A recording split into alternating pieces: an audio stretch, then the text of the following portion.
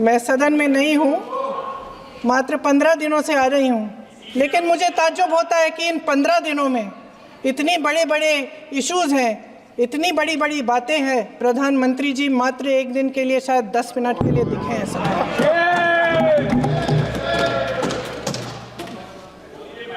बात यह है अध्यक्ष महोदय जी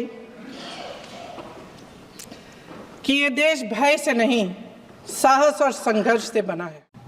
महोदय, हजारों साल पुरानी हमारी देश की, धर्म की एक पुरानी परंपरा रही है।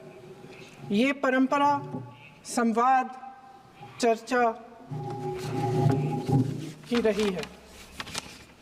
एक गौरवशाली परंपरा है जो दर्शन ग्रंथों में, वेदों में, उपनिषदों में दिखती है।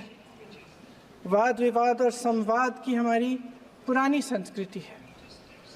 अलग अलग धर्मों में भी, इस्लाम में, सूफियों में, बौद्ध धर्म में, जैन धर्म में, सिख धर्म में भी ये वाद संवाद, ये चर्चा बहस, इसकी संस्कृति रही है।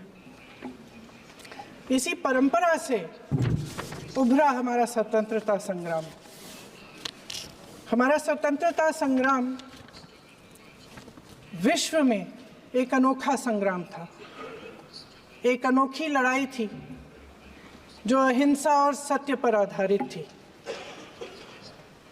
ये वाद संवाद की जो परंपरा है, इसको इस संग्राम ने आगे कैसे बढ़ाया?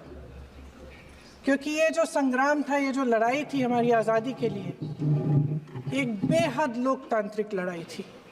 इसमें देश के किसान, देश के जवान, देश के मजदूर, देश के अधिवक्ता, देश के बुद्धिजीवी, चाहे किसी भी जाति के हों, चाहे किसी भी धर्म के हों, चाहे किसी भी भाषा को बोलते हों, सब इस स्वतंत्रता संग्राम में शामिल हुए।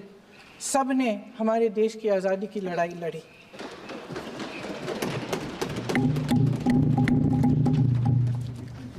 और उसी आज़ादी की लड़ाई से एक आवाज़ उभरी जो हमारी देश की आवाज़ थी। वो आवाज़ ही आज हमारा संविधान है।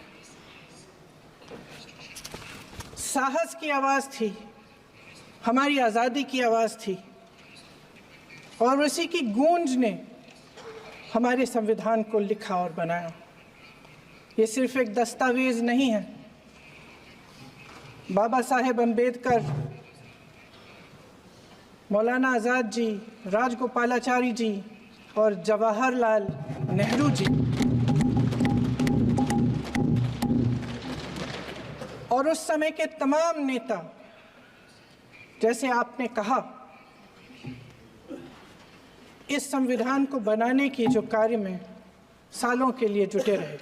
प्रधानमंत्री जी यहाँ सदन में संविधान को की किताब को यूं माथे से लगाते हैं, लेकिन संभल में, हाथरस में, मणिपुर में जब न्याय की गुहार आती है, उठती है, तो उनके माथे पे शिकन तक नहीं आता।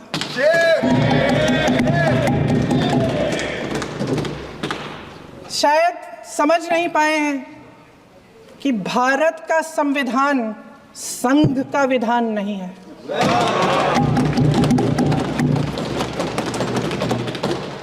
भारत के संविधान ने हमें एकता दी, हमें आपसी प्रेम दिया।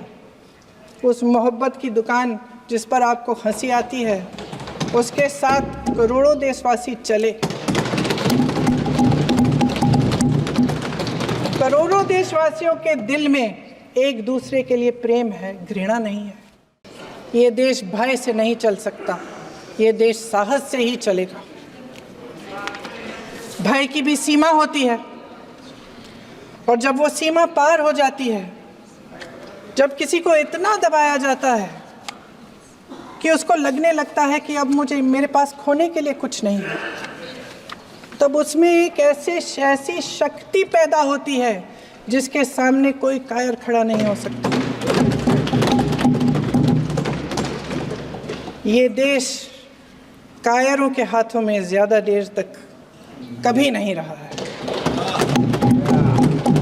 देश उठेगा, ये देश लड़ेगा, सत्य मांगेगा, सत्यमेव जयते। जय हिंद।